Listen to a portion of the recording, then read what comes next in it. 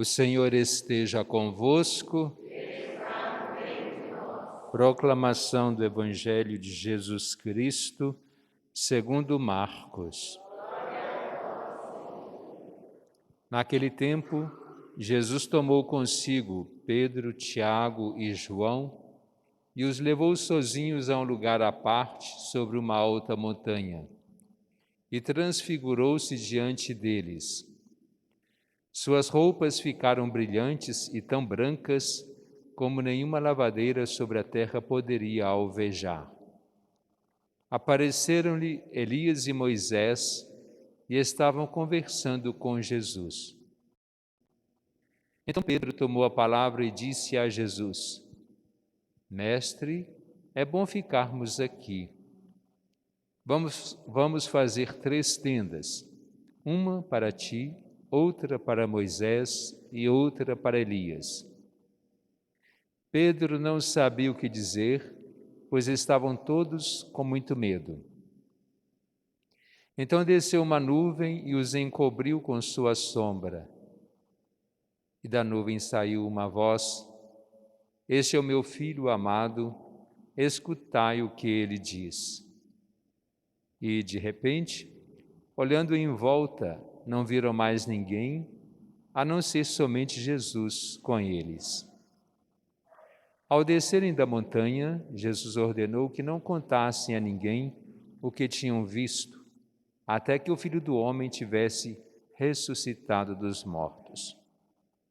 Eles observaram esta ordem, mas comentavam entre si o que queria dizer ressuscitar dos mortos.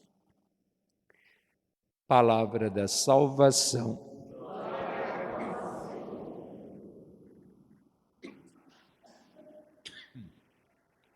Hoje nós celebramos na liturgia a transfiguração de Jesus. Transfiguração é mudar de figura. No mesmo momento em que Jesus se apresenta de uma maneira, ele depois se apresenta de outra. Qual é a reação de alguém que está em oração? Às vezes, a gente olha para uma pessoa e quando ela está intimamente nesse contato com Deus, concentrada na oração, a gente percebe que há uma diferença aquela pessoa. Sobretudo quando demonstra esse grau de proximidade muito íntima com Deus, um grau de santidade. Pode dizer que a pessoa fica diferente, a gente percebe. É claro que com Jesus, ele manifestou a sua divindade visível aos olhos daqueles 3 com quem ele estava em oração. O estar no alto da montanha demonstra essa proximidade com Deus no sentido figurado, mas Jesus frequentemente subia ao monte para a sua oração e convidava também alguns dos seus discípulos, sobretudo Pedro, Tiago e João. Às vezes nós não temos uma força suficiente para um tempo de oração quando nós caímos no cansaço, é normal. Às vezes na preguiça, pode, mas não deve acontecer. E a gente vê que os discípulos cochilavam. Tanto aconteceu aqui, como aconteceu no Tabor. Enquanto Jesus rezava, os discípulos dormiam.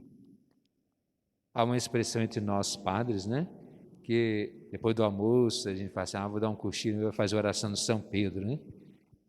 Porque ali o momento em que Jesus rezava, ele dormia. Então, aquele momento de olhar para dentro, né? No sentido de a gente cochilar. E assim, Jesus estava rezando e quando eles acordaram, Jesus transfigurado, as roupas tão limpas, tão claras, tão brancas, como diz o Evangelho, nenhuma lavadeira poderia alvejar. Ontem o Evangelho mostrou que Jesus perguntava: quem sou eu? Por um lado, ontem, nós vemos esse Jesus homem, que deveria ir a Jerusalém, sofrer, morrer, e que Pedro responde que é o Messias. E hoje ele se manifesta como que depois da morte, depois da ressurreição, como está no céu. E então Jesus mostra esses dois lados, como que um lado humano e o lado divino. Nós gostaríamos muito mesmo ver Jesus transfigurado. Claro que esperamos que um dia nós temos a certeza que Ele nos garante essa salvação de estarmos com Ele nessa beleza, como dizer, infinita, lá no céu. E nós gostaríamos tanto que, como Pedro também gostava, né? Gostou da situação. Falou, Senhor, como é bom estarmos aqui. Quando nós estamos em oração, quando nós estamos em contato com Deus, é bom a gente sentir esse sentido agradável de estar com Jesus. Não só admirar com os nossos olhos, mas sentir a presença de Jesus no nosso coração.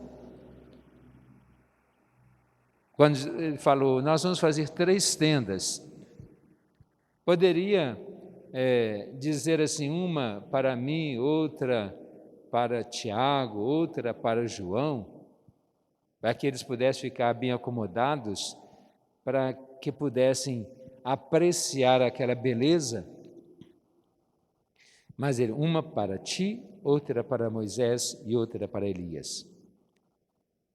O fazer 3 tendas não significa dar apenas uma comodidade para os 3. Fazer 3 tendas significa aqui fixar morada. E aí eles contemplariam Jesus transfigurado com Moisés e com Elias para sempre. Quem não quer? Quem não gostaria? Mas a palavra de Jesus, quando aquela nuvem encobre, a nuvem que é sentido que também distanciava Deus do seu povo, então volta aquele distanciamento de Jesus, aparentemente como Deus, dos seus discípulos, aquela nuvem os encobre e depois desaparece Elias e Moisés, permanece apenas Jesus com eles. Poderia dizer destransfigurado, né? Voltado ao normal. E como era bom ficar ali, que Jesus fala, vamos voltar, vamos descer a montanha. É o que às vezes a gente acha que a nossa vida é só ficar rezando. Nós precisamos rezar muito. Pedro sentia essa necessidade, mas é necessário também nós enfrentarmos o dia a dia.